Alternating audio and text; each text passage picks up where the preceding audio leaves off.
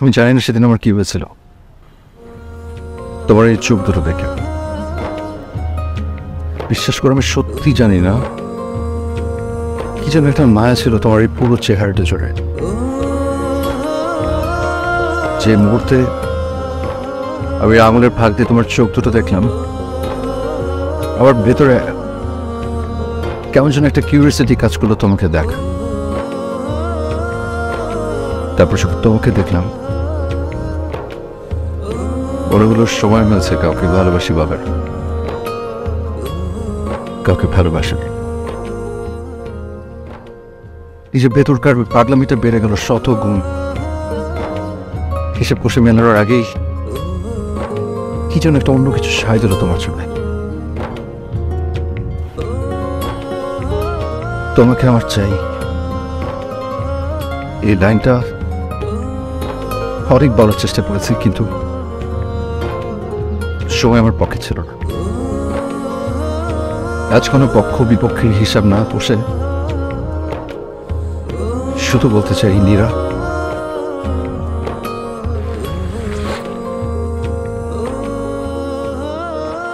তোমাকে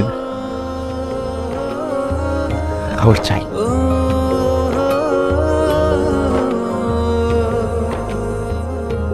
বিয়ে হতে যাওয়া একটা মেয়েকে জেনে শুনে প্রপোজ করাটা কি অবান্তর না? জানি না, অবান্তর কিন্তু জানি না, শুধু জানি যে আমি তোমাকে অনেক ভালোবাসি। দম বন্ধ হয়ে না ঘরের মধ্যে বসে থাকতে পারছিলাম। মনে হচ্ছিল যে আমার মনের কথাগুলো তোমাকে জানানো উচিত। মনে হচ্ছিল যে মনের কথাগুলো তোমাকে যদি না জানাই তাহলে সারাটা জীবন বোধহয় আফসোস করে কাটাতে হবে। আফসোস করতে হবে এই ভেবে যে একটা বার যদি আমার মনের কথাগুলো নীরাকে জানাতে পারতাম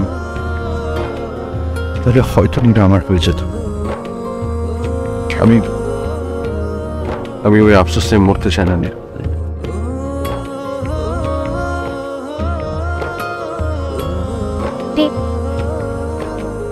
ভুল সময় এসেছেন সিউ। সময়ের কোনো ভুল সঠিক নেই নীরা। ওই ভুল সঠিক সবকিছু আমাদের উপর, আমরা বিচার করে নেই।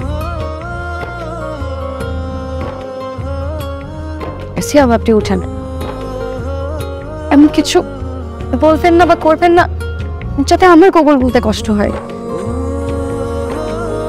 এমন কিছু করো না যাতে আমি আড়ালে লেগে কাঁদি। আমার জীবনে সিয়াব একটা পাগলের নাম,